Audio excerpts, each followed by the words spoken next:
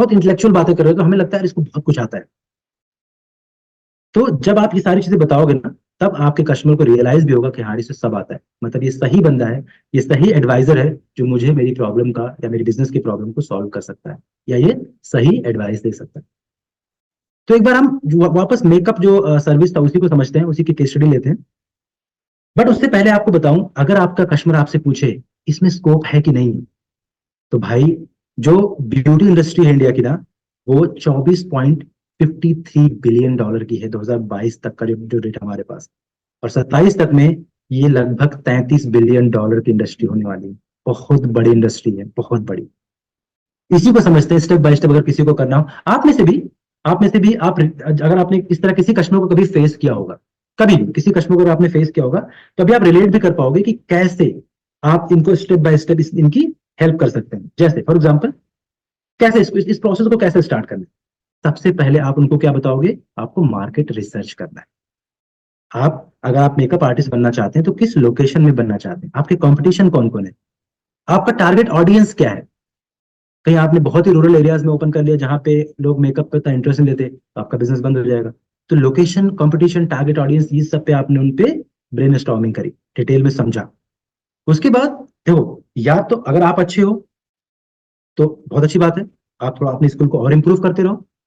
और अगर आप अच्छे नहीं हो, आप अपना बिजनेस फिर भी इसी में ओपन करना चाहते हो, तो आपको एक मैन पावर हायर करना पड़ेगा, मैन पावर हायर करना पड़ेगा जो इसमें बेटर होंगे, वो आप सीखेंगे।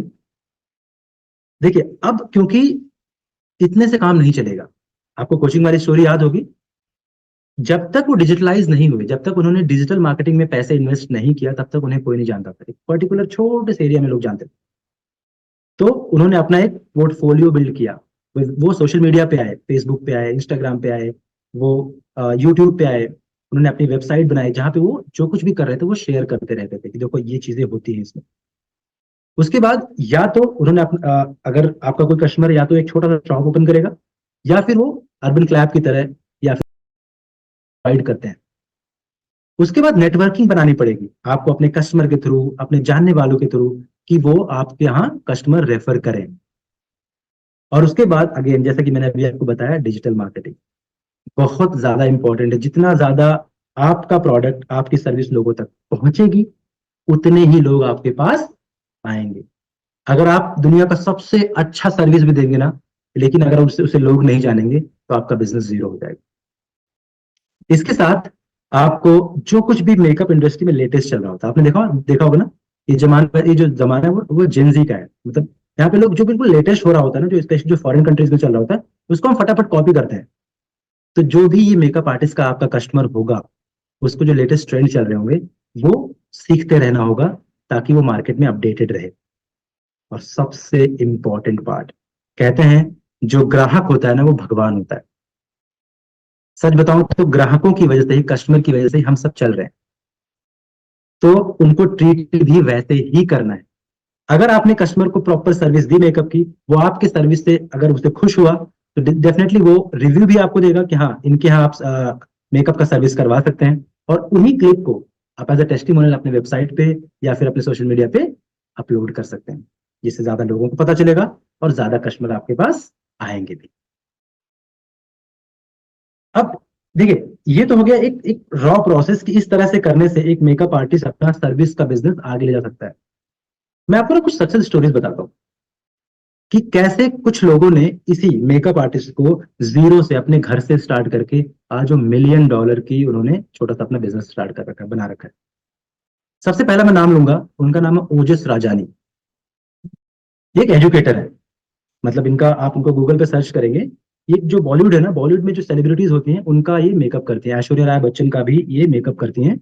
लेकिन इन्होंने स्टार्ट बिल्कुल शुरू से किया था, 25 साल पहले इन्होंने इस मेकअप, सोचो आज इतना बूम पे है, पहले तो कोई जानता भी नहीं था, तब भी इन्होंने इसको एज अ प्रोफेशन चुना, और इस बिजनेस को वो कहाँ से कहाँ ले गई। और एक चीज, एक एक मिथ होता है, एक स्टीरियोटाइप है कि जो मेकअप आर्टिस्ट होती है ना, फीमेल होती है। नहीं, ये है वरदान नायक। वरदान नायक जो है ना, वो मुकेश अंबानी, नीता अंबानी की जो बेटी है, उनके लिए मेकअप करते हैं। बहुत ही यंग एज के हैं, और ये बॉलीवुड इंडस्ट्री में और इस तरह की जो हाई प्रोफाइल लोग हैं, उनके बीच बहुत फेमस है। ये आपको मेकअप आर्टिस्ट है ये। और इन्होंने जीरो से अपना बिजनेस करके आज बहुत आगे लेवल पे जा चुके हैं। तीसरा नाम इसमें आता है, वो है लेखा गुप्ता। इनके इंस्टाग्राम पे ऑलमोस्ट 470 के आसपास, मतलब 4,70,000 के आसपास फॉलोअर्स हैं। ये एमबीए ग्रेजुएट है। सोचो, एमबीए करने के बाद लोग क्या करते हैं, यूजुअली जॉब करते हैं, बट इन्होंने क्या किया, मेकअप को एज अ बिजनेस चुना, और जीरो से स्टार्ट करके आज वो कियारा एडवानी, माधुरी दीक्षित जैसे सेलिब्रिटीज के लिए भी मेकअप करते हैं।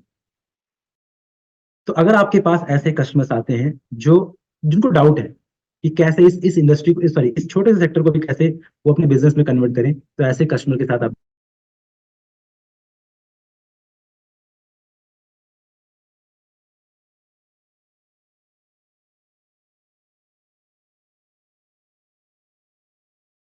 बड़ा बिजनेस के 7 स्टार कोर्स में हम सॉल्व करते हैं। चैलेंजेस की अगर मैं बात करूं, तो जो मेरे साथ मैंने फेस किया, मैंने अपने खुद ने फेस किया अपने कॉलेज के टाइम में, कि मैं लिखता अच्छा था, मेरा सर्विस अच्छा था, बट मैं प्राइस सेट करना नहीं, मुझे आता नहीं था कि पर वर्ड कितना लेना चाहिए, क्योंकि उस टाइम कोई गाइड करने वाला नहीं था। बट अब आपके कस्टमर के पास आप हैं, मेरी तरह या इस तरह के बहुत सारे कस्टमर आपके आसपास हैं। आप उनको ढूंढिए और उनकी इस प्रॉब्लम को सॉल्व करिए। दूसरा क्या हो गया, मीटिंग कस्टमर एक्सपेक्टेशंस। अभी देखिए, जैसे मैंने बताया कि जल्दीबाजी के चक्कर में कई बार मेरी क्वालिटी खराब हो जाती थी या लोगों की हो जाती थी, तो कस्टमर सेटिस्फाई नहीं होगा। कस्टमर की जो एक्सपेक्टेशन है वो यहाँ है, आपने यहाँ डिलीवर किया, तो इस तरह से आप अपना बिजनेस खराब करेंगे। लेकिन अगर इस तरह का चैलेंज आपका कस्टमर फेस कर रहा है, आप उसे 7 स्टार सजेस्ट करिए।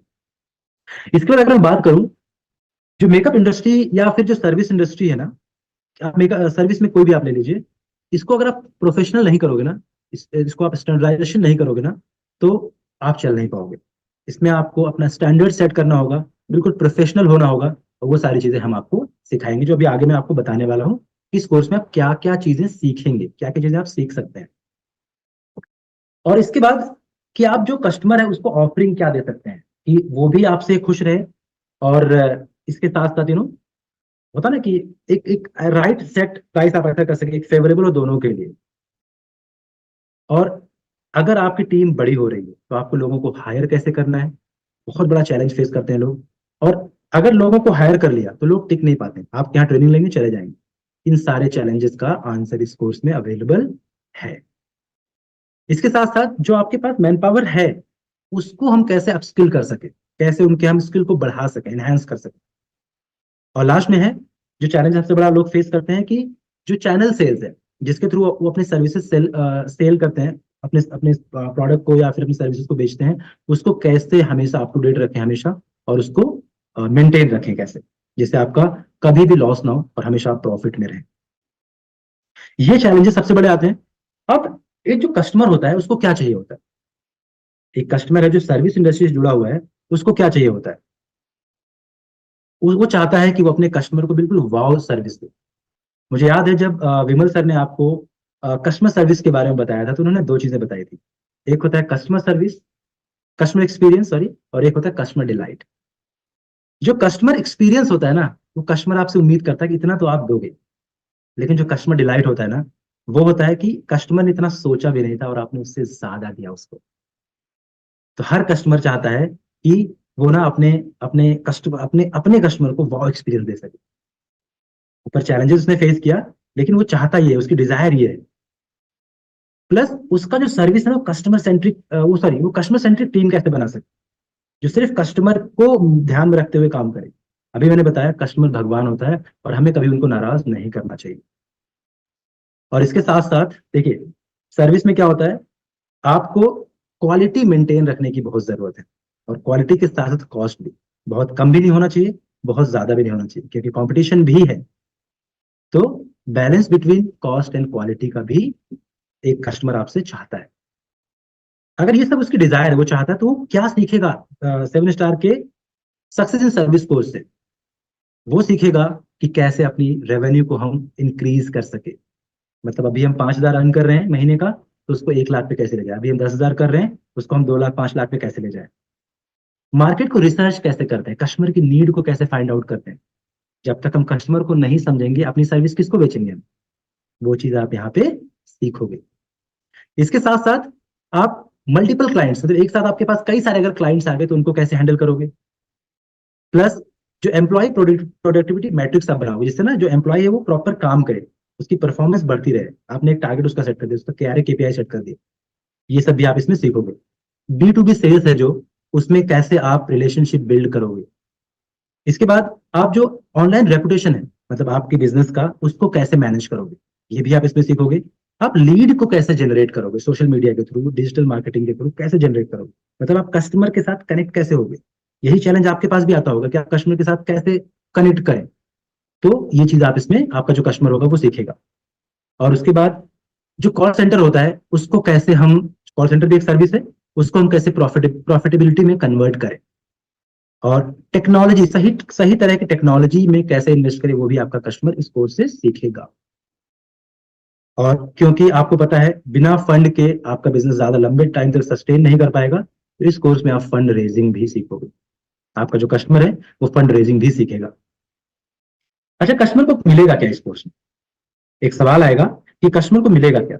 इससे पहले जब आपने 7 स्टार के बाकी के 5 कोर्सेज आपने जब देखे, उसमें सबने देखा किसी में 30 कोर्सेज थे, किसी में 25 कोर्सेज थे, उसी तरह से सर्विस में भी आपको 30 से ज्यादा कोर्सेज अवेलेबल है आपके लिए। 700 घंटे, 700 से ज्यादा आपके पास वीडियो लाइब्रेरी अवेलेबल है। 1400 से ज्यादा रीडिंग मटेरियल और असेसमेंट है आपके लिए अवेलेबल है। देखिए, असेसमेंट क्यों इंपॉर्टेंट है। अगर आप ना कोई आइडिया या कुछ भी अपने माइंड में रखते हैं, या फॉर एग्जाम्पल चलिए आपने डिसाइड किया कि मैं डेली वर्कआउट करूंगा या डेली कुछ ना कुछ पढ़ूंगा, अगर उसको आप शाम के टाइम में कहीं अपने डायरी मेंटेन नहीं करते, लिखते नहीं है ना, असेस नहीं करते हैं ना, तो ज्यादा टाइम तक आप नहीं कर सकते। जब तक लिखेंगे नहीं तब तक वो चीज पूरा नहीं होगा। तो बड़ा बिजनेस के इस 7 स्टार कोर्स में आपको 1400 से ज्यादा रीडिंग मटेरियल असेसमेंट है, जिससे कस्टमर अप टू डेट रहे। और 200 से ज्यादा, 200 घंटे से ज्यादा आपका कंटेंट इस कोर्स में अवेलेबल है। प्लस अगर मैं कोर्सेज की बात करूं, जो अभी मैंने आपसे डिस्कस किया, तुम्हारे पास 30 से ज्यादा कोर्सेज हैं। जैसे आपका हो गया एंटरप्राइज रिसोर्स प्लानिंग, या फिर हो गया finance for non finance, fund raising हो गया आपका, ह्यूमन रिसोर्स आपका हो गया, कस्टमर रिलेशनशिप मैनेजमेंट आपका हो गया, कस्टमर सर्विस हो गया, आपका हाउ टू स्केल स्टार्टअप हो गया, बिजनेस ऑटोमेशन हो गया, आपका टाइम मैनेजमेंट हो गया, डिजिटल मार्केटिंग हो गया, और उसके बाद ऑनलाइन रेपुटेशन कैसे मैनेज करें वो हो गया। साइबर सिक्योरिटी बहुत इंपॉर्टेंट है आज के इस टाइम में, क्योंकि बहुत सारी प्रॉब्लम होती है इसमें, लोग हैक कर लेते हैं, वो सीखोगे आप इसमें। जीमेल के बेसिक सीखेंगे आप इसमें, क्योंकि सर्विस में आपको जीमेल पे बहुत सारा काम आपको करना होता है। वर्क फ्रॉम होम में अगर आप अपना बिजनेस चला रहे हैं तो उसको कैसे मैनेज करते हैं, उसको कैसे हम प्रॉफिटेबिलिटी में कन्वर्ट करते हैं, कैसे अपनी टीम को मैनेज करते हैं, आप वो सीखोगे इसमें। टीम मैनेजमेंट, आपको टीम को मैनेज कैसे करना है वो सीखोगे। एक्सेल बहुत इंपॉर्टेंट टूल होता है, वो आप सीखोगे इसमें। आप पावर पॉइंट को मतलब बिल्कुल क्रिएटिव तरीके से कैसे बनाएं वो सीखोगे आप। इंस्टाग्राम मार्केटिंग सीखेंगे, आपका जो कस्टमर सीखेगा। और ऑटोमेटेड पेमेंट कलेक्शन सिस्टम सीखे, कस्टमर सीखेगा आपका। गूगल ड्राइव कैसे यूज करते हैं, telesales and call centre operations कैसे यूज होता है, माइक्रो वीडियो मास्टरी के बारे में आप सीखेंगे। इफेक्टिव ईमेल कैसे लिखते हैं, क्योंकि आजकल जो भी बिजनेस होता है वो ईमेल पे कन्वर्सेशन लोग करते हैं, व्हाट्सएप और बाकी चीजों को लोग कैजुअल मानते हैं, बट बिजनेस रिलेटेड जो भी कन्वर्सेशन होती है ईमेल पे होती है, वो आप यहाँ सीखेंगे, आपका कस्टमर सीखेगा। गूगल जो शीट्स होता है उसके बेसिक्स यहाँ पे सिखाया गया है, उसके उससे रिलेटेड कोर्स अवेलेबल है। और KRA और KPI डिजाइन कैसे करते हैं, अगर आपकी टीम बड़ी हो रही है तो अपने एम्प्लॉयज के लिए आप KRA कैसे डिसाइड करेंगे और KPI कैसे डिसाइड करेंगे, उसका उससे रिलेटेड कोर्सेज अवेलेबल है। कॉर्पोरेट एटिकेट आप सीखेंगे। एडवांस एक्सेल आपके कस्टमर्स के लिए अवेलेबल है, गूगल कैलेंडर अवेलेबल है, गूगल फॉर्म्स अवेलेबल है। इमोशनल इंटेलिजेंस बहुत बड़ी चीज होती है, क्योंकि देखिए इमोशनल इंटेलिजेंस क्या होता है, लोगों का IQ बहुत अच्छा होता है, लोग चीजें समझ जाते हैं, लेकिन अगर वो उनका EQ अच्छा नहीं होता ना, उनका इमोशनल क्वेश्चन अच्छा नहीं होता, तो ज्यादा लंबे टाइम तक सस्टेन नहीं कर सकते। वो हम सिखाएंगे कि एक बिजनेसमैन के लिए इमोशनल इंटेलिजेंस कैसे बिल्ड करते हैं, वो आपका कस्टमर सीखेगा। मार्केट रिसर्च कैसे करते हैं, उससे रिलेटेड आपके पास कोर्सेज अवेलेबल है जो आप अपने कस्टमर को दे सकते हैं। परफॉर्मेंस मैनेजमेंट, इससे रिलेटेड भी आपके पास कोर्सेज हैं जो अपने कस्टमर को आप सजेस्ट कर सकते हैं। गूगल एड्स जो मार्केटिंग होती है वो, लिंक्डइन मार्केटिंग हो गया, इन्वेस्टर पिच डेक कैसे बनाते हैं, सेल्स ग्रोथ मैक्सिमाइजर कैसे बनाते हैं, स्ट्रेटजी एग्जीक्यूशन सिग्निफायर क्या है, रिटेल मैनेजमेंट मल्टीप्लायर हो गया, लीडरशिप लेसन हो गया, और लो कॉस्ट मार्केटिंग एम्पलीफायर हो गया, या फिर पीक परफॉर्मेंस और प्रोडक्टिविटी मैग्नीफायर हो गया, how to start a startup booster हो गया, बिजनेस ऑपरेशन और एक्सेलरेटर हो गया, UI UX डिजाइनर भी हम ये डिजाइन कैसे करते हैं वो भी बिजनेस में इस कोर्स में अवेलेबल है आपके कस्टमर के लिए। तो इतनी सारी चीजें अवेलेबल हैं 7 स्टार के इस कोर्स में, कि अगर कोई भी कस्टमर आपके आसपास जो सर्विस रिलेटेड इंडस्ट्री में जाना चाह रहा है या ऑलरेडी है, आप उनको उनकी नीड को समझ के ये कोर्सेज आप उनको दे सकते हैं। इससे क्या होगा, उसका आप पे ट्रस्ट बनेगा, और ट्रस्ट बनेगा तो कभी आपको भूलेगा नहीं आपकी सर्विस को। और ऐसा नहीं है कि जो कोर्सेज है ना, ये जस्ट नॉर्मल हमने एक टीचर्स हायर किया उनसे करवाया। ये आप सीखे, जो आपका कस्टमर वो सीखेगा बिलियनियर मेंटोर से। जैसे उनकी लिस्ट आपको पिछले सेशन में बताई गई थी, मैं आपको एक बार लिस्ट दे रहा हूँ, आप उसका स्क्रीनशॉट ले सकते हैं। ये सारे जो टीचर्स हैं, ये मेंटोर्स हैं, ये उनको सिखाते हैं। और ये जो कस्टमर को जो ऑफर देंगे, अभी आप बोलेंगे कि लिमिटेड टाइम तक ही है, बीबी इम्पैक्ट के साथ ये फ्री है लिमिटेड टाइम के लिए, आने वाले टाइम में इसका भी कॉस्ट लगेगा। ओके, तो अभी तक दोस्तों हमारा जो सर्विस था वो कंप्लीट हो चुका है। जैसे एक बार हैंड रेस करके या फिर आप चैट बॉक्स में लिख के बताइए यहां तक आपको कैसा सेशन लगा, और यहां से यहां तक जो कुछ भी आपने सीखा आपको लग रहा है कि वो वैल्यूबल है कि नहीं।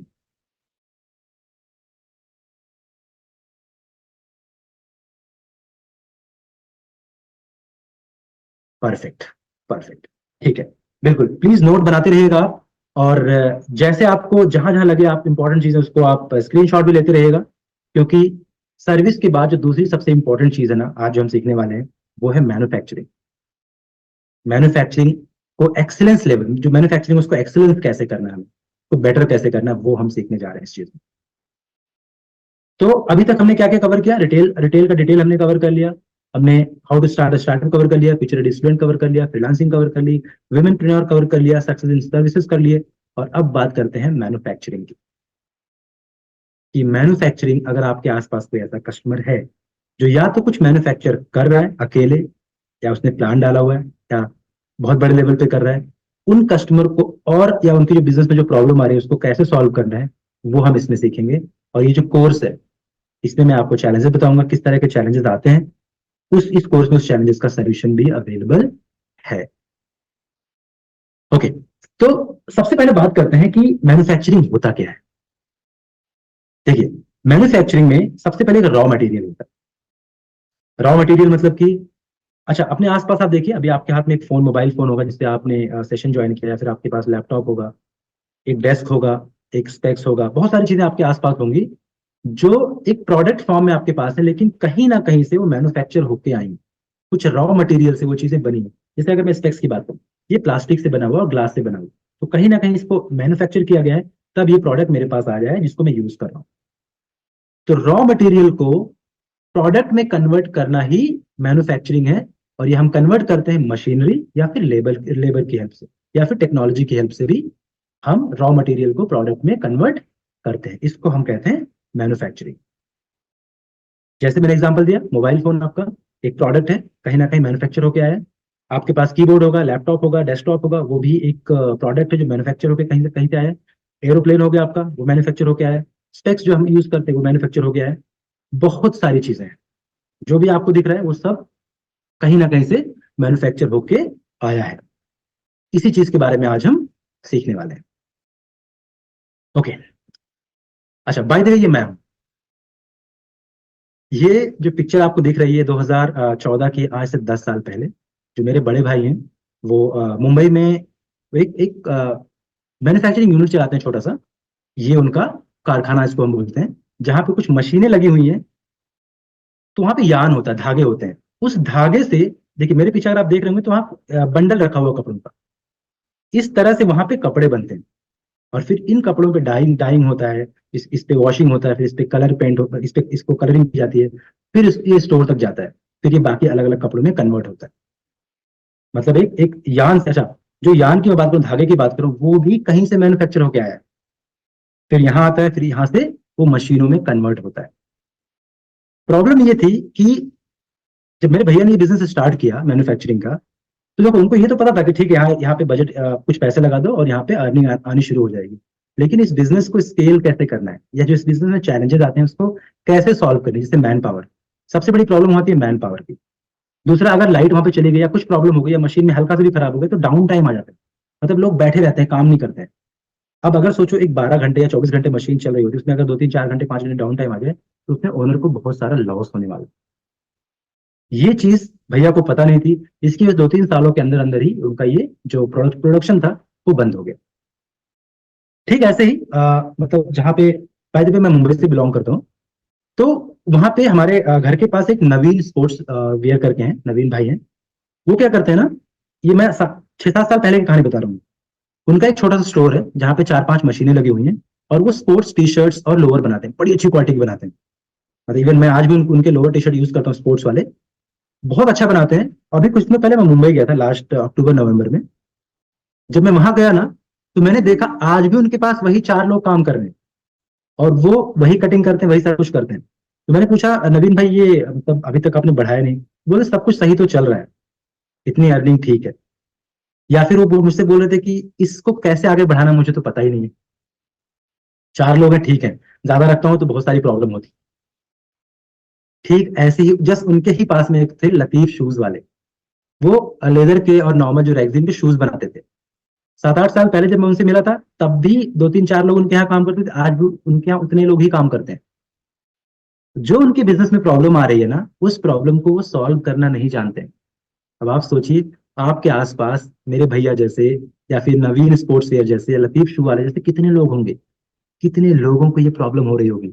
एक तरह से आप उनके लिए ब्लेसिंग है। आप उनकी प्रॉब्लम को सॉल्व करके उनके बिजनेस को और आगे ले जा रहे हैं, उनकी प्रॉफिटेबिलिटी को बढ़ा रहे हैं। अपने आसपास देखिए, बहुत सारा चैलेंज है ऐसा, उसी को आपको सॉल्व कर।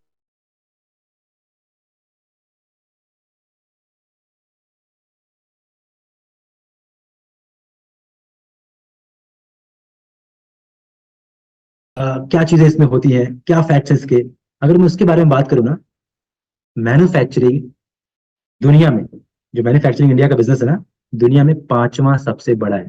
5th लार्जेस्ट कंट्री इंडिया है जो मैन्युफैक्चर करती है चीजें। और 2030 सॉरी 27 तक ये थर्ड पे आने वाला है। प्लस अगर मैं बात करूं ना, 447 बिलियन डॉलर का हम एक्सपोर्ट करते हैं। बाहर की कंट्रीज में हम अपने मैन्युफैक्चर की बनाई हुई चीजें बाहर भेजते हैं एनुअली। 2030 तक जो मिडिल क्लास होता है इंडिया का, वो 17% ज्यादा कंज्यूम करने वाला चीज है। मतलब मैन्युफैक्चरिंग की डिमांड और बढ़ने वाली है, मतलब आपके पास कस्टमर और आने वाले हैं। जितना ज्यादा कस्टमर आपके पास आएंगे, उतना ही ज्यादा आप उनकी हेल्प कर पाएंगे। और हमारा कोर्स हमेशा उनके लिए इन सारी प्रॉब्लम को सॉल्व करने के लिए अवेलेबल है। प्लस अगर मैं बात करूं, तो 16-17% इंडिया की जीडीपी में मैन्युफैक्चरिंग हेल्प करता है, कंट्रीब्यूट करता है। 16-17% बहुत बड़ी बात होती है। ओके। और 2025 तक ना, ये जो मैन्युफैक्चरिंग सेक्टर है इंडिया का, वो 1 ट्रिलियन को टच करने वाला है, $1 ट्रिलियन को टच करने वाला है। सोचिए। तो अब यहाँ पे एक सवाल फिर से आएगा कि ठीक है ये सब, तो इन सब के साथ साथ कितने टाइप का होता है मैन्युफैक्चरिंग बिजनेस, किस टाइप का होता है, फिर आपके कस्टमर किस टाइप के कहाँ से आ सकते हैं, तो एक बार फटाफट उसको हम डिस्कस करते हैं। तो जैसे अगर मैं टाइप ऑफ मैन्युफैक्चरिंग बात करूं इंडिया में, फूड हो गया, जो फूड प्रोडक्ट्स होते हैं, पैकिंग में आपके आपके आसपास दिखते हैं। या फिर पेपर और पेपर प्रोडक्ट हो गए, प्रिंटिंग मशीन्स हो गई, या फिर कंप्यूटर हो गया, या फिर इलेक्ट्रॉनिक्स की चीजें हो गई, टोबैको हो गया, या फिर इलेक्ट्रिकल इक्विपमेंट हो गया आपका, रिफाइंड पेट्रोलियम प्रोडक्ट्स हो गए, या फिर मशीनरी और इक्विपमेंट हो गया आपका, टेक्सटाइल हो गया जो भी मैंने आपको दिखाया कपड़ों का, केमिकल और केमिकल्स प्रोडक्ट्स हो गए, मोटर व्हीकल, जो आपने देखा होगा गाड़ियों का जो मैन्युफैक्चरिंग होता है वो बन रहा होता है। और उसके साथ साथ फार्मास्यूटिकल जो कंपनीज होती है, जो दवाएं बनती है, उसकी बहुत बड़े बड़े प्लांट्स होते हैं उन मेडिसिन को बनने के लिए। लेदर के जो जैकेट्स होते हैं, लेदर के जो प्रोडक्ट्स होते हैं, उसकी मैन्युफैक्चरिंग यूनिट होती है बहुत बड़ी बड़ी इंडिया में। रबर और प्लास्टिक के प्रोडक्ट्स होते हैं, ज्वेलरी होता है, और म्यूजिकल इंस्ट्रूमेंट होता है, जैसे गिटार हो गया आपका, या इस तरह का हारमोनियम हो गया, इस तरह के जो प्रोडक्ट्स होते हैं। स्पोर्ट्स गुड्स होते हैं, जो मैंने आपको भी एग्जांपल दिया, बहुत सारी चीज, क्रिकेट का बैट हो गया, फुटबॉल हो गया, इन सब की मैन्युफैक्चरिंग यूनिट है। फर्नीचर हो गया, अलग अलग डिजाइन के फर्नीचर्स की बहुत सारे मैन्युफैक्चरिंग यूनिट्स होती है इंडिया में। तो जैसा मैंने बताया, इंडिया वर्ल्ड का 5th लार्जेस्ट मैन्युफैक्चरिंग कंट्री है इंडिया, वर्ल्ड में। बट जैसे सर्विस में मैंने आपको बताया कि कहाँ कहाँ से आपके पास किस किस सेक्टर से कस्टमर आ सकते हैं। चलिए अब इसमें भी बात करते हैं कि मैन्युफैक्चरिंग में आपके पास किस तरह के कस्टमर आ सकते हैं। क्योंकि अगर आप अपने कस्टमर को आइडेंटिफाई कर पाए ना, तभी आप उनकी प्रॉब्लम को आइडेंटिफाई कर पाएंगे। जितना ज्यादा आप उनसे सवाल पूछेंगे, उनकी प्रॉब्लम को आइडेंटिफाई करेंगे, और फिर उनको आप सोल्यूशन दे पाएंगे। तो जैसे सबसे पहले अगर मैं बात करूं पेपर प्लेट्स की, बड़ा ही बूमिंग बिजनेस है इंडिया में। क्योंकि अभी देखो, आपको आपने देखा होगा कि हम बोल रहे हैं हमें स्वदेशी अपनाना है, हमें हर्बल होना है। तो लोग क्या करते हैं, पत्तल का बिजनेस स्टार्ट कर रहे हैं इंडिया में बहुत सारा। ऐसे आपके आसपास बहुत सारे कस्टमर होंगे जो पेपर प्लेट्स बना रहे होंगे। लेकिन कहीं ना कहीं अपने बिजनेस में उनको बड़ा चैलेंजेस फेस करना पड़ रहा होगा। जैसे सेल्स और मार्केटिंग को शायद समझ ना आ रही हो, ये बहुत सारी ऐसी प्रॉब्लम्स होंगी जो आपके आसपास, जिनसे आपको बात करके उन कस्टमर्स की प्रॉब्लम को सॉल्व करके आपको उनकी बिजनेस को प्रॉफिटेबल में कन्वर्ट करना है। स्पाइसेस हो गए, मसाले। देखिए मसालों का क्या है कि ये जो बिजनेस इंडिया में ना, जैसे केरला हो गया या फिर जो साउथ इंडिया हो गया, उनको हम वैसे इंडिया को भी बोलते हैं कि इंडिया मसालों का सबसे बड़ा वो है, आपका एक्सपोर्टर है। पूरी दुनिया को इंडिया मसाले एक्सपोर्ट करता है। तो आपके आसपास बहुत सारे ऐसे कस्टमर होंगे जो मसालों का बिजनेस करना चाहते होंगे, और बहुत ही सिंपल होता है। बट जो चैलेंजेस आते हैं ना, वो चैलेंजेस इतने बड़े होते हैं कि वो फेस नहीं कर पाते हैं अकेले। और हमें देखने में ऐसा लगता है कि लोगों के पास चैलेंज नहीं, उनका सब कुछ सही चल रहा होता है। बट जब भी आप उनसे बात करेंगे ना, जब भी आप उनसे क्वेश्चन आंसर करेंगे, उनसे प्रोबिंग करेंगे, आप समझ जाएंगे इनके बिजनेस में बहुत सारी प्रॉब्लम जो खुद से सॉल्व नहीं कर पा रहे, जिसके लिए बड़ा बिजनेस के कंटेंट हिंदी में अवेलेबल है उनके सभी प्रॉब्लम को सॉल्व करने के लिए। पापड़, आपने लिज्जत पापड़ का नाम सुना होगा।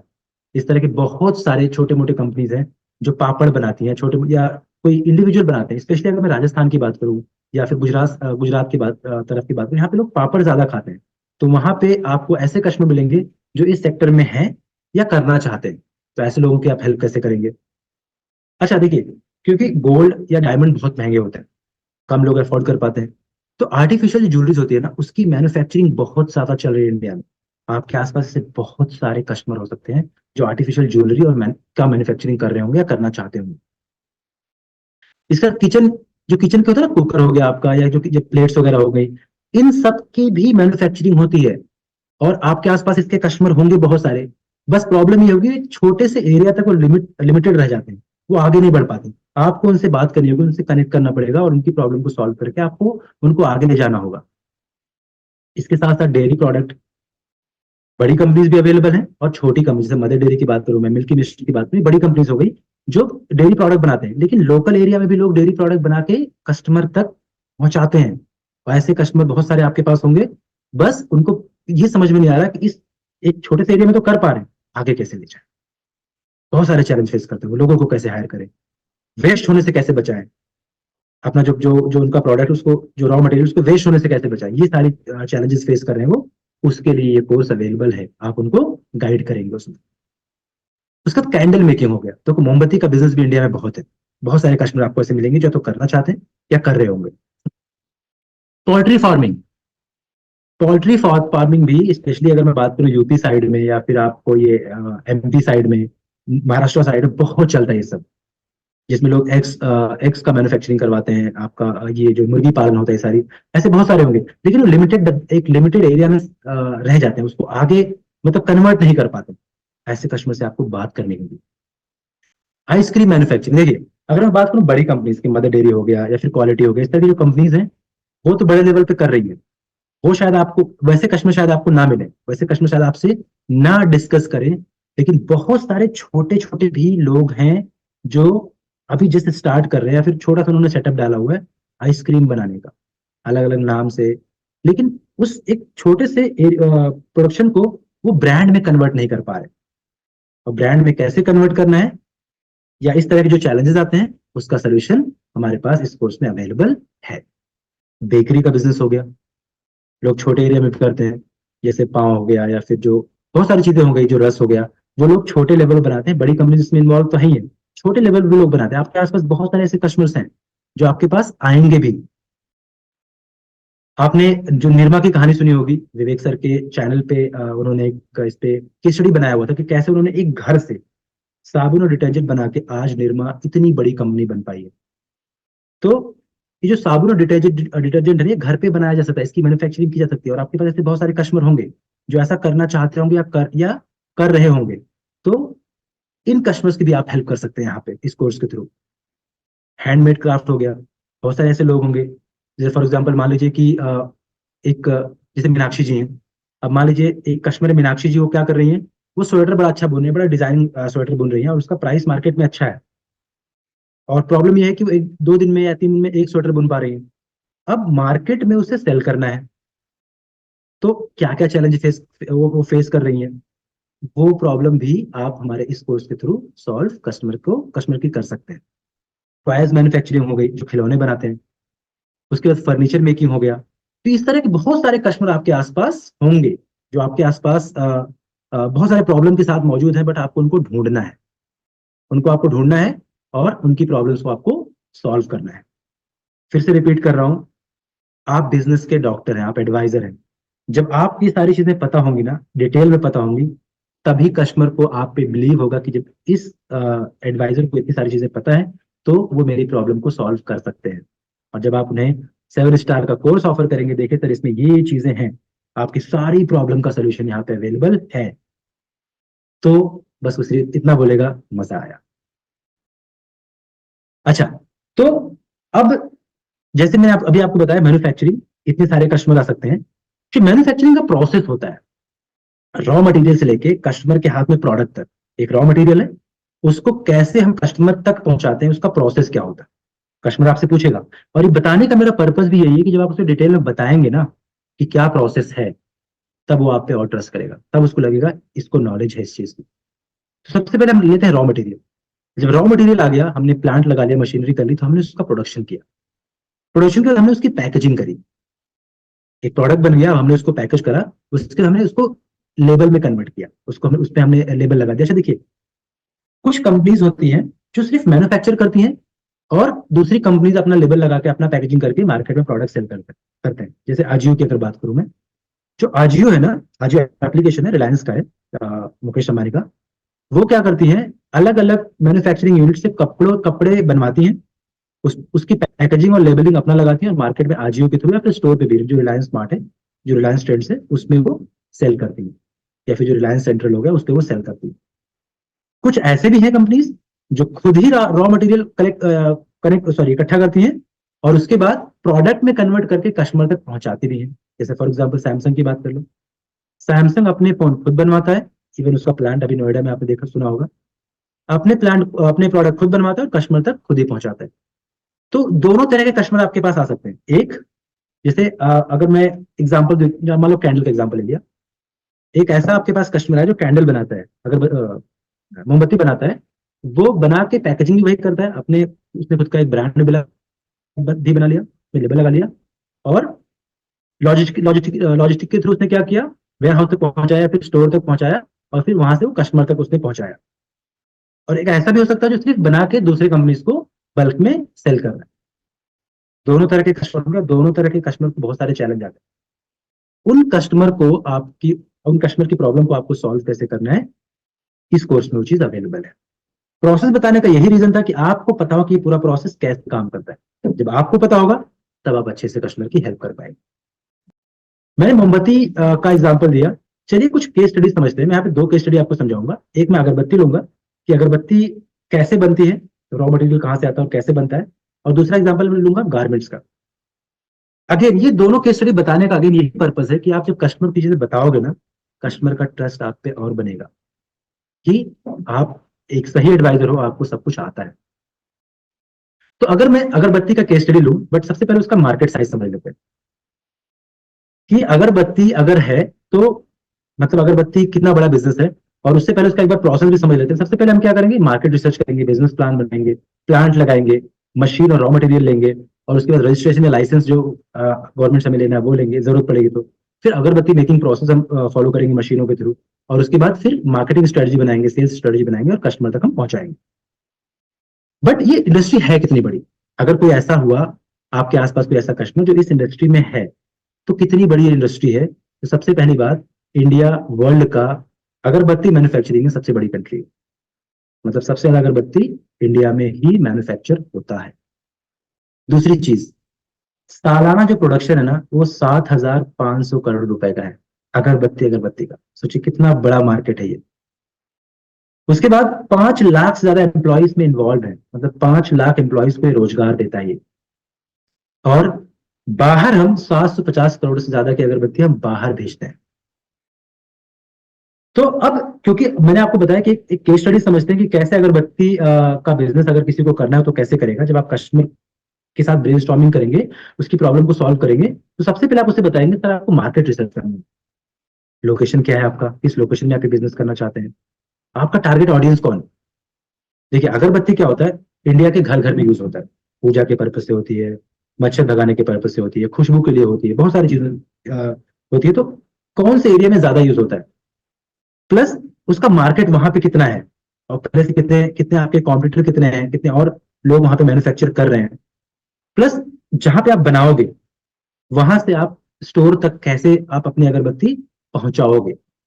ये सारी चीजें आप पहले उसके साथ बैठ के मार्केट रिसर्च करोगे। मार्केट रिसर्च करने के बाद एक बिजनेस प्लान बनवाओगे कि सर देखो, बिजनेस प्लान क्या होता है, ब्लूप्रिंट होता है आपके बिजनेस का।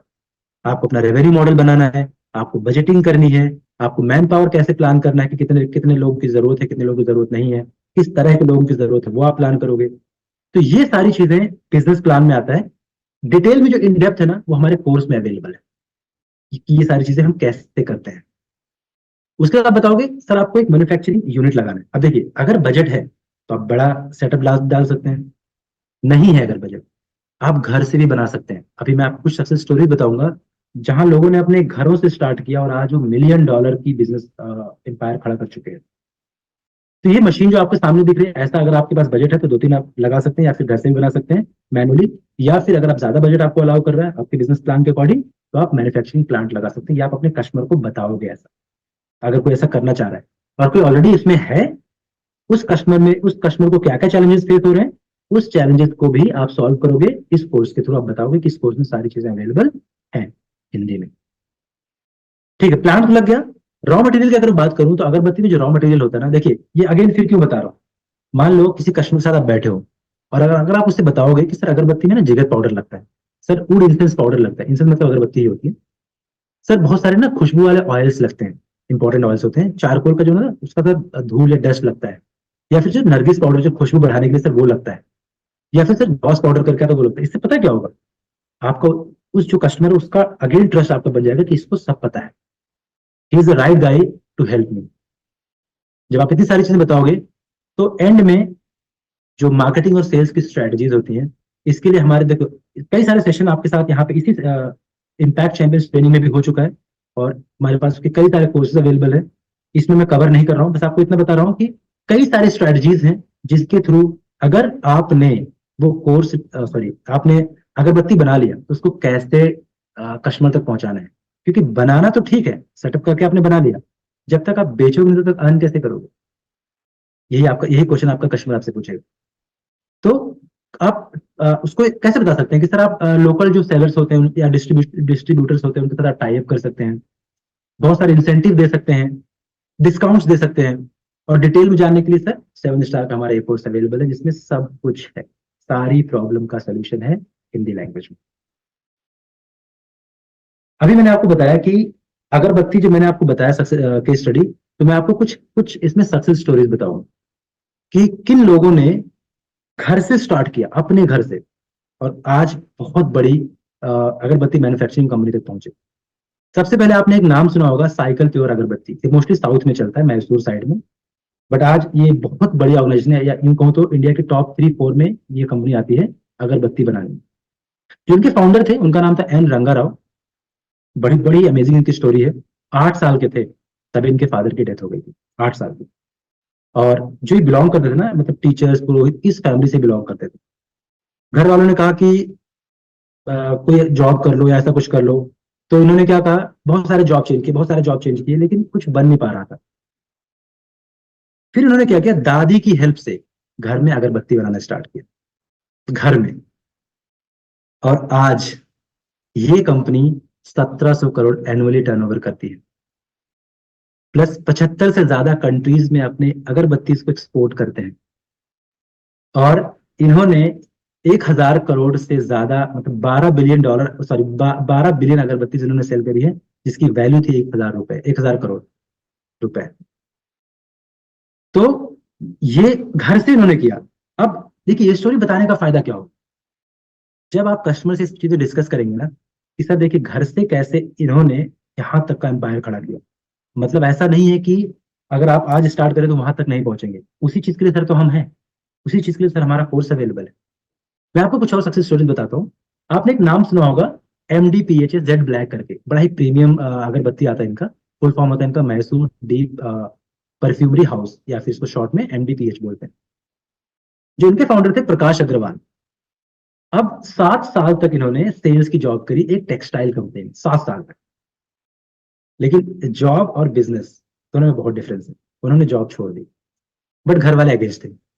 घर वाले ने कहा जॉब ही करो, बिजनेस में कुछ नहीं रखा। तो इन्होंने साबुन बनाया, इन्होंने डिटर्जेंट पाउडर बनाया, इन्होंने हेयर ऑयल बनाया, कई सारी चीजें अपने घर में मैन्युफैक्चरिंग करी, बट सब फेल हो गए। एक दिन इनकी दादी ने कहा इनको कि बेटा तू कभी भी मैन्युफैक्चरिंग बिजनेस में सफल नहीं होगा, जा चुपचाप जॉब कर ले। इन्होंने इस चीज को चैलेंज लिया, एज अ चैलेंज ले लिया प्रकाश अग्रवाल जी ने। इन्होंने कहा नहीं दादी मैं करूंगा। 1992 में इन्होंने घर से MDPH नाम की एक छोटी, मतलब नाम उन्होंने रखा नहीं था, जैसे उन्होंने ये अगरबत्ती बनाना शुरू किया 1992 में। और आज 650 करोड़ का इनका सालाना टर्नओवर है। सोचिए, घर से स्टार्ट किया और आज साल का इतना 650 करोड़ का इनका टर्नओवर हो रहा है। तीसरा अगर मैं सक्सेस स्टोरी दूं वो है चामुंडी अगरबत्ती का। अब जो चामुंडी अगरबत्ती है ये भी बड़ी ही इंटरेस्टिंग स्टोरी इनकी भी है कि कांतिलाल परमार जी थे इनके फाउंडर। अब जो कांतिलाल परमार जी थे इन्होंने 2003 में अपने भाई के साथ घर पे बनाना शुरू किया अगरबत्ती। बहुत सारे चैलेंज आए वही कि लोकेशन पे उनकी अगरबत्तियां सेल नहीं हो पा रही हैं। बहुत सारे चैलेंज आए, लेकिन ये दोनों भाई इसमें डटे रहे। उनको लगा था कि अगरबत्ती इंडिया में सेल होगी और आगे तक जाएगी। और इन्होंने कंटिन्यू अगरबत्ती बना, दोनों भाइयों ने मिलकर बनाया बनाया बनाया। आज इनका जो मंथली टर्नओवर, एनुअली टर्नओवर है वो 20 करोड़ से ज्यादा का हो रहा है। ऐसे ही एक कंपनी है गुलमोहर इंसेंस प्राइवेट लिमिटेड। इसके फाउंडर हैं अमित कुमार शर्मा और पुष्पेंद्र बाघे। इन दोनों ने भी कंपनी स्टार्ट करी थी 2003 में, और आज 2013 में। और आज ये मैन्युफैक्चरिंग कंपनी भी घर से स्टार्ट होकर एक बड़े लेवल पे काम कर रही है और लगभग हर तरह का अगरबत्ती बना रही है। चाहे धूप बत्ती हो गई, पूजा की बत्ती हो गई, मच्छर भगाने वाली हो गई, हर तरह की। ये जो मैंने आपको सक्सेस स्टोरीज बताई ना, ये जब आप अपने कस्टमर को सुनाओगे ना, तब उससे वो कनेक्ट करेगा। तब उसे रियलाइज होगा हाँ, जब ये लोग कर सकते हैं ना, तो जो भी मेरे बिजनेस में चैलेंजेस में फेस कर रहा हूँ ना, मैं भी उसको सॉल्व करके आगे बढ़ सकता हूँ। और उसमें आप हेल्प करोगे, आप कस्टमर की हेल्प करोगे इस कोर्स की हेल्प से। आप इसका प्लीज एक बार स्क्रीनशॉट ले लीजिए, ताकि आप भी अपने कस्टमर को ये सारी चीजें रेफर कर सकें, बता सकें। ठीक है? अच्छा, अब बात करते हैं दूसरे केस स्टडी की। मैंने बताया था ना आपको, एक अगरबत्ती की हमने बात करी, एक हम गारमेंट्स की बात कर लेते हैं कि अगर कोई आपका ऐसा कस्टमर आ गया जो गारमेंट इंडस्ट्री में मैन्युफैक्चरिंग यूनिट ओपन करना चाह रहा है, तो वो कैसे करेगा? सबसे पहले अगेन मार्केट रिसर्च करेगा, मार्केट में क्या अपॉर्चुनिटी है वो समझेगा, एक प्रोडक्ट फाइनल करेगा। जैसे मान लो कि मैं सिर्फ जीन्स बनाऊंगा, या मैं सिर्फ जैकेट बनाऊंगा, या मैं सिर्फ लोअर बनाऊंगा, स्पोर्ट टी शर्ट बनाऊंगा। तो उसको पहले एक अपना पोर्टफोलियो, प्रोडक्ट का पोर्टफोलियो चूज करना पड़ेगा, एग्जैक्टली क्या करना चाह रहे हैं स्टार्टिंग में। या हो सकता है आपका कस्टमर ऑलरेडी कर रहा हो, उसको चैलेंजेस आ रहे हैं, चैलेंजेस के बारे में हम बात करेंगे अभी। इसके बाद रॉ मटेरियल कहाँ से लाएगा वो, रॉ मटेरियल का यूज कैसे करना है वो सब देखेगा। मशीनरी और मैन पावर, कितने लोगों की जरूरत है, किस तरह की मशीनों की जरूरत है। मुंबई में, अगर आप में से कोई गया होगा, तो मुंबई में एक जगह है साइन करके। सायन में क्योंकि मेरी वहाँ सिस्टर रहती है, तो वहाँ मैं अक्सर आता जाता रहता हूँ। तो वहाँ पे ना सायन में बहुत सारे ऐसे छोटे छोटे मैन्युफैक्चरिंग कंपनीज हैं जिनका अपना कोई नाम नहीं है। वो क्या करते हैं, शर्ट्स बनाते हैं, जो हम शर्ट्स यूज करते हैं। बहुत सारे बल्क में बनाते हैं, बहुत सारे उनकी छोटी छोटी मशीनें होती हैं, बहुत सारे लोग उसमें काम कर रहे होते हैं। और दूसरी कंपनीज उस पर अपना लेवल लगा के आगे सेल कर रही होती हैं। तो आप क्या, किस तरह का बनाना चाह रहे हैं, कितनी मशीनों की जरूरत है, कितने लोगों की जरूरत है, वो आप अपने कस्टमर के साथ डिसाइड करेंगे बैठ के। या हो सकता है कोई कर रहा हो। लीगल परमिट, लाइसेंस की जरूरत है अगर, तो वो आप कैसे लेना है, प्रोडक्शन कैसे करना है, और सबसे इंपॉर्टेंट सेल्स और मार्केटिंग कैसे करना है। ये एक प्रोसेस होता है गारमेंट का मैन्युफैक्चरिंग यूनिट ओपन करने। तो जब भी कोई ऐसा कस्टमर आपके पास आता है जो करना चाहता है, तो आपको ये चीजें आप ये चीजें उनको बताइएगा। और जब आप उनको ये चीजें बताएंगे, तब उन्हें भी ये आइडिया हो जाएगा कि एग्जैक्टली उन्हें करना क्या है। और जो चैलेंजेस वो फेस करेंगे, अगेन बार बार रिपीट कर रहा हूँ, हमारे 7 स्टार कोर्सेज में वो सब चीजें अवेलेबल हैं। गारमेंट्स में अगर मैं कुछ सक्सेसफुल कंपनीज के नाम बताऊं, तो जैसे रेमंड हो गया, आप सभी जानते हैं, बहुत बड़ा ब्रांड है ये, जो खुद ही मैन्युफैक्चरिंग करता है और प्रोडक्ट सेल भी खुद ही करता है। वर्धमान, ये बहुत बड़ी कंपनी है, इवन इंडिया की सबसे बड़ी कंपनी आती है मैन्युफैक्चरिंग, गारमेंट मैन्युफैक्चरिंग में।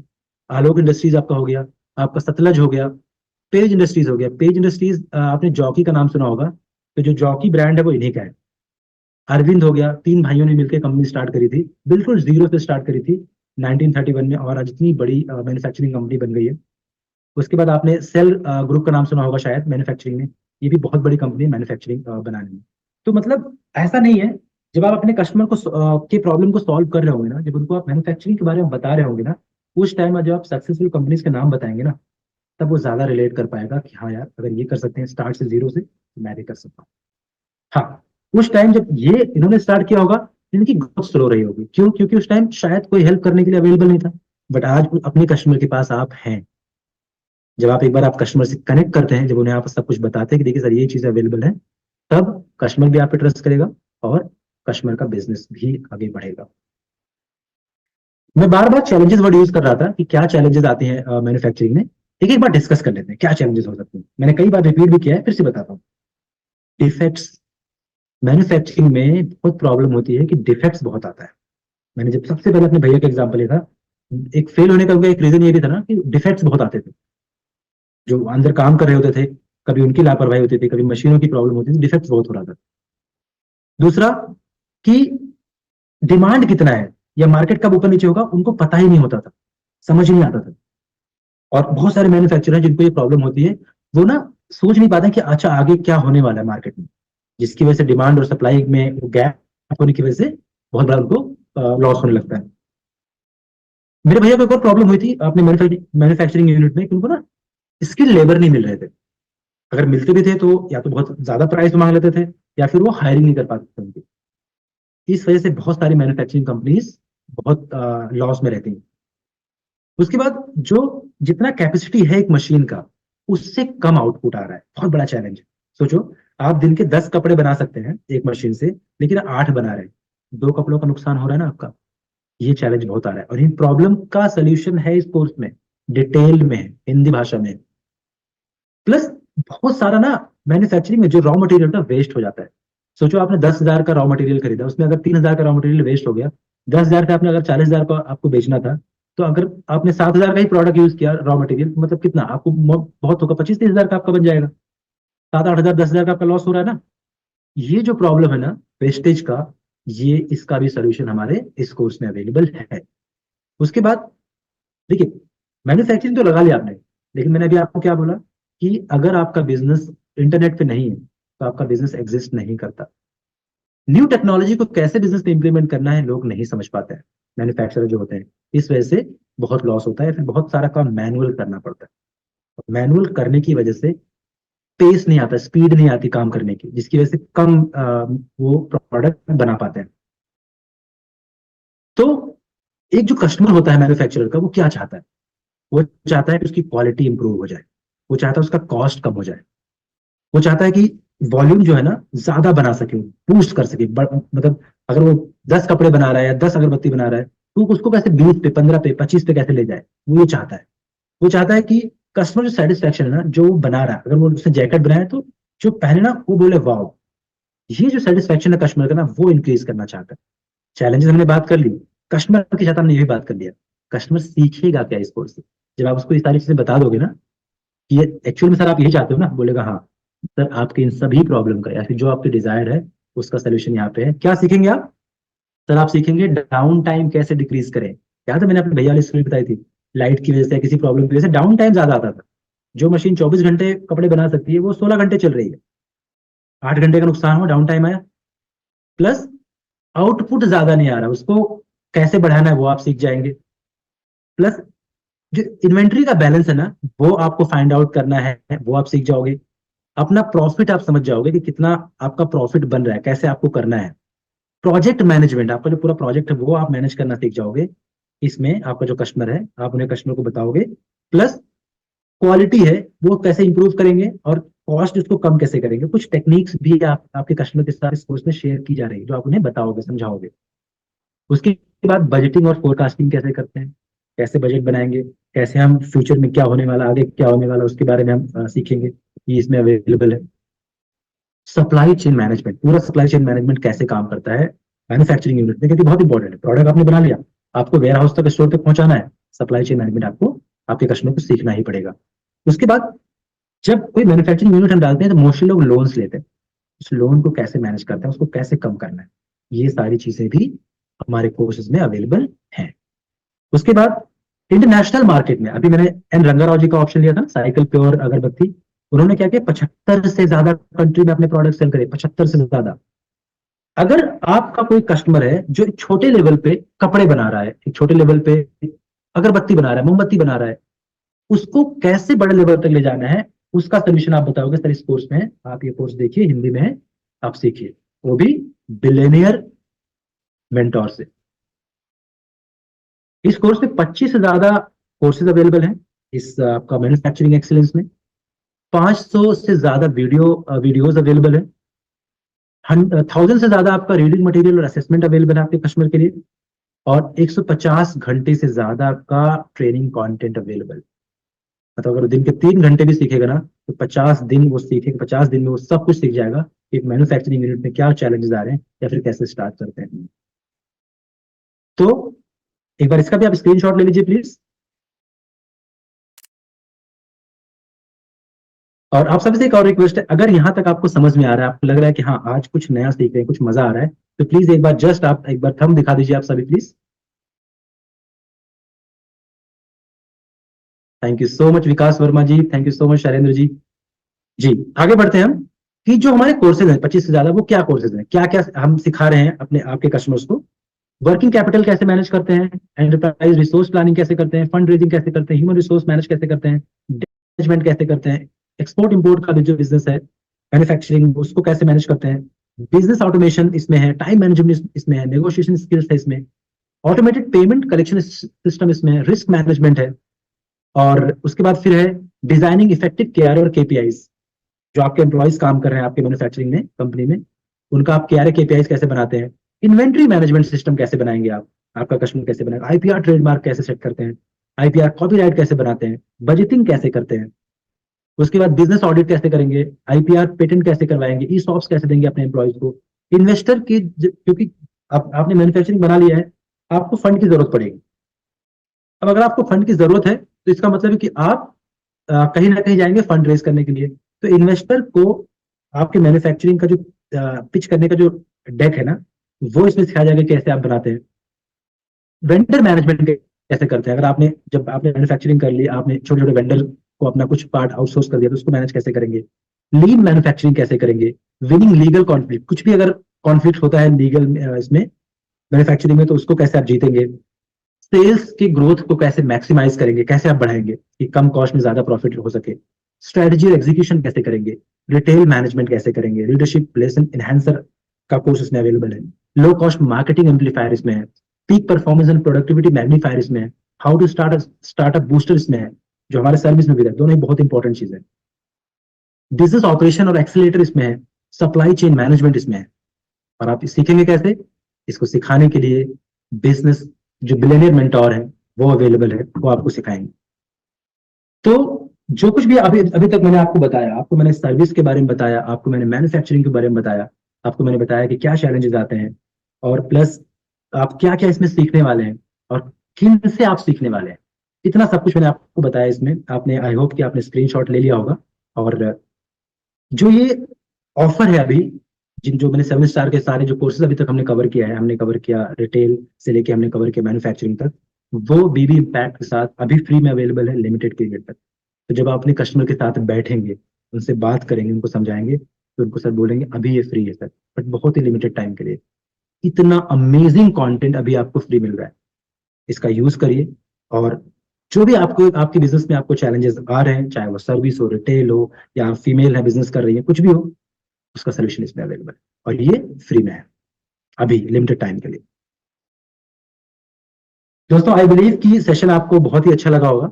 और जो आपका फीडबैक है वो जरूर आप शेयर करना। आपके फीडबैक से हम और इम्प्रूव करते हैं आपके लिए, जिससे आपके लिए और अमेजिंग कंटेंट हम ला सकें, जिससे आप सीख के एक बिजनेस के डॉक्टर बन सकें, बेटर डॉक्टर बन सकें, और अपने कस्टमर को आप जो कस्टमर की प्रॉब्लम उसको सॉल्व करके एक सही सोल्यूशन दे सकें।